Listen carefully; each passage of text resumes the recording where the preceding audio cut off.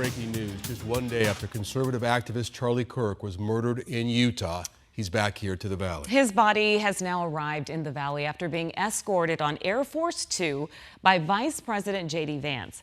A manhunt for the suspect continues. The FBI releasing these photos of a person of interest. They are asking for the public's help in identifying the person that you see there on your screen.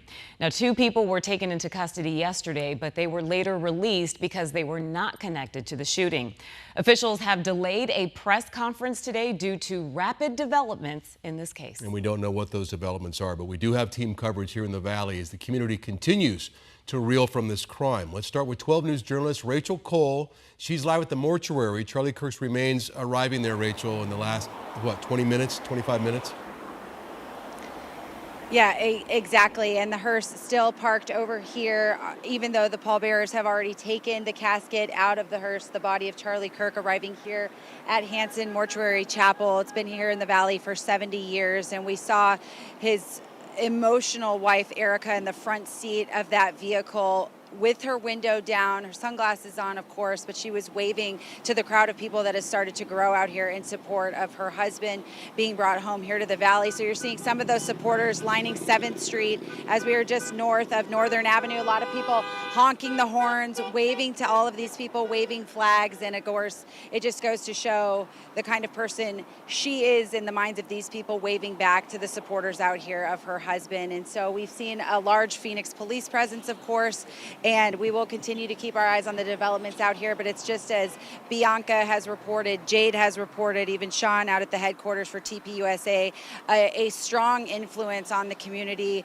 Families are out here with folding chairs, sitting on 7th Street, lining the streets with American flags, Trump hats on, all out here in support of Charlie Kirk being brought home, again, here to Hanson Mortuary in the North Central Phoenix area. We'll send it back to you guys in the studio, but yes, the crowd is growing out here as the hearse just pulled up about 25 minutes ago or so.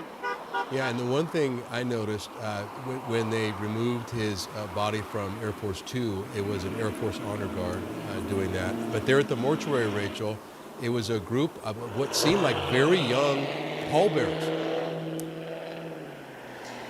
Exactly. You see these young guys helping out in any way that they can with this horrible process. And as we've talked about, Charlie Kirk, only 31 years old, his young family, 2 young kids, having an influence on the young voters all across the nation and inviting young people who oppose him to come out to these debates and chat with him and have those open arguments and let it get a little spicy at times. And as a result, we saw at Utah Valley University just yesterday at 12:15 Utah time that someone disagreed too much, and now it's come to this. And a lot of the people we've spoken to out here just said how fast this process has been. It wasn't, more than 36 hours ago we got the news that he had even been shot, and now we're sitting here and watching those young pallbearers take his casket into Hanson Mortuary here in North Central Phoenix. Yeah, and of course you see that crowd there gathered behind Rachel there. We've seen crowds gathering at various locations across the Valley, at Sky Harbor when Air Force 2 escorted his body here to the Valley.